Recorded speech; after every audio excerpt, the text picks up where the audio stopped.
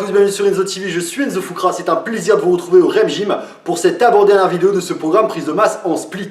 Aujourd'hui, séance que vous appréciez tous particulièrement, moi le premier, il s'agit de la séance triceps-biceps. Alors pourquoi triceps-biceps et non pas biceps-triceps, même si c'est tout à fait faisable? C'est tout simplement un choix personnel d'ordre d'exécution dont je vais tâcher très brièvement de vous expliquer les raisons.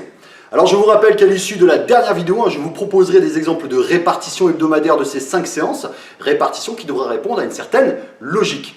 Et enfin, comme d'habitude, les techniques que je vais citer ont été décortiquées par la chaîne. Donc si vous avez un trou de mémoire, vous n'avez qu'à utiliser la fonction playlist dans laquelle j'ai catégorisé les vidéos par groupe musculaire, et ceci afin d'effectuer une recherche plus précise. Et bien écoutez, sans plus attendre, on va attaquer de suite cette séance triceps-biceps. A tout de suite.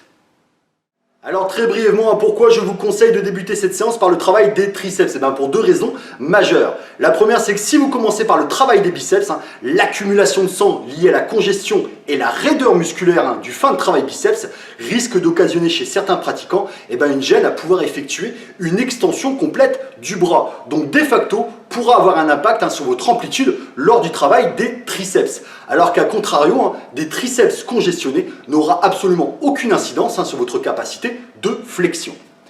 Et enfin, vous le savez tous, les triceps sont beaucoup plus massifs que les biceps, donc plus énergivores. Donc autant les attaquer au moment où votre niveau d'énergie est le plus élevé, en l'occurrence en début de séance. Donc voilà, c'est un conseil parmi tant d'autres, libre à vous de le suivre ou de commencer par le groupe musculaire que vous souhaitez, surtout si vos biceps représentent un très gros point faible. Voilà, après un bon échauffement au préalable, on va attaquer cette séance par le premier exercice. Il s'agit du développé couché prise serré. Très bon mass builder qui va travailler vos triceps dans leur ensemble, mais qui va surtout vous permettre de manipuler beaucoup de charges. Au niveau technique, je vous rappelle que rapprocher vos mains sur la barre, voire les coller, ne sert absolument à rien. Ça n'aura absolument aucune incidence quant à un meilleur recrutement de vos triceps. Ça va juste participer à allègrement vous démolir les poignets. Je vous rappelle que ce n'est pas la position de vos mains, mais la position de vos bras par rapport à votre corps qui va dicter l'engagement de vos triceps. Donc mon conseil, collez vos bras le long du corps, le long des flancs, et vous aurez de facto la prise idéale à adopter. Le mouvement quant à lui est très simple, il va consister à descendre la barre vers la partie inférieure de vos pectoraux et la repousser de manière énergique. Alors en deuxième exercice, nous allons effectuer des extensions verticales. À mes yeux, le meilleur mouvement pour porter l'accent sur la longue portion des triceps qui, je le répète encore, est essentiel pour un rendu massif de vos bras. Alors au niveau technique, je vous rappelle, verrouillez-moi bien ce bras de sorte à ce que le coude soit constamment orienté vers le plafond. Pas orienté vers l'avant, encore pire, vers l'arrière, mais constamment vers le plafond. Alors il est à noter que cet exercice peut être effectué à la barre pour manipuler plus de charge ou à la corde pour une plus grande amplitude de travail. Corde qui va également vous permettre en fin de mouvement d'écarter les bras pour se retrouver paume de main face au plafond et ainsi impacter au passage les vastes. Et si vous n'avez pas accès à la poulie ou si vous vous entraînez chez vous, il est tout à fait possible de substituer cet exercice par la version aux haltères que je vous conseille d'effectuer en unilatéral afin d'avoir une plus grande amplitude de travail.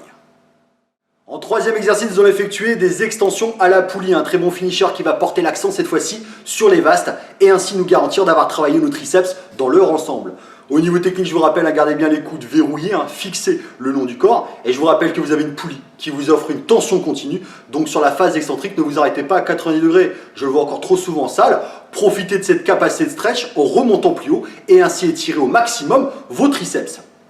Alors il est à noter que cet exercice peut être effectué avec une barre pour manipuler plus de charge. Je vous conseille d'ailleurs d'utiliser par défaut une barre légèrement incurvée ou une barre Z pour le confort des poignets. Ou à la corde, corde qui va vous permettre en fin de mouvement d'écarter les bras sur les côtés pour contracter plus fortement vos vastes. Le travail des triceps est terminé, place au travail des biceps avec en premier exercice du curl halter sur banc incliné. Un mouvement qui, de par la position des bras en arrière du corps, va porter l'accent sur le biceps brachial au détriment du brachial antérieur. Biceps qui vont d'ailleurs bénéficier d'un stretch tout bonnement incroyable. À ce sujet, je tiens à sensibiliser les pratiquants pourvus de biceps courts. Si sur cet exercice vous ressentez des douleurs en amplitude complète, n'hésitez surtout pas à réduire sensiblement cette dernière. Au niveau technique, banc incliné à 45 degrés, je vous déconseille de poser la tête sous peine de trop étirer vos épaules, donc tête relevée. Les coudes quant à eux seront fixés, verrouillés à l'aplomb de vos épaules. Seuls vos avant-bras devront bouger. En deuxième exercice, on va complètement inverser la tendance avec du curl spider à la barre Z. En effet, cette fois-ci, la position de vos bras maintenus en avant du corps va nous assurer de focaliser le travail sur le brachial antérieur. Alors pour ceux qui ne savent pas ce qu'est le brachial antérieur, c'est ce muscle situé entre vos biceps et vos triceps qui va non seulement vous apporter de l'épaisseur au niveau du bras, mais promouvoir le pic du biceps. Au niveau technique, je vous rappelle de véritablement verrouiller les coudes à l'aplomb de vos épaules. On ne devra pas assister à de mouvements de tiroir, seuls vos avant-bras devront bouger. Et comme tout exercice de biceps, je vous rappelle que lors de la phase excentrique, n'allez pas en extension complète, sous peine de mettre vos biceps dans une situation de faiblesse. Gardez toujours un léger flex au niveau du coude. Alors si vous avez un valgus du coude très prononcé ou si vous rencontrez des difficultés justement à maintenir ces coudes verrouillés, je vous invite à substituer cet exercice par du preacher curl aux haltères avec lequel vous allez bénéficier d'un appui solide tout en respectant, tout en conservant l'optique de travail, en l'occurrence la focalisation sur le brachial antérieur.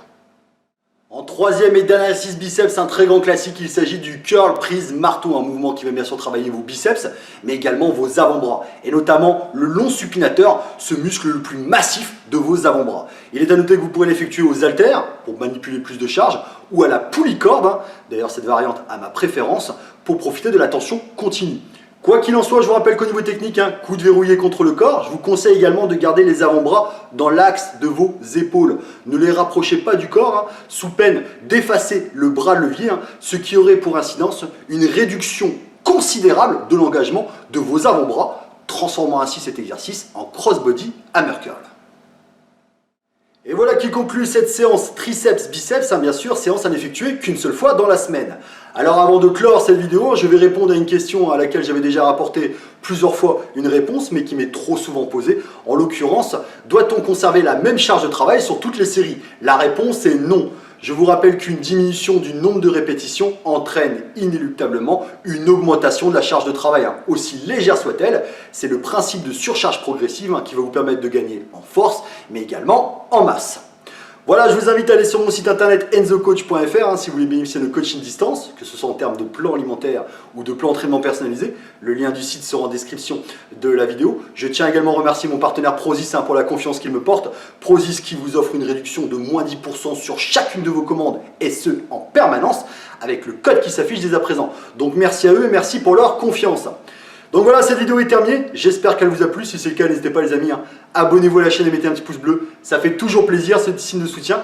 Quant à moi, je vous souhaite à toutes et à tous de très bons entraînements, de bonnes séances triceps-biceps. On se retrouve très bientôt pour la suite et fin de ce split prise de masse. Vous étiez sur Enzo TV, je suis Enzo Foucra, bye bye les amis, ciao, salut.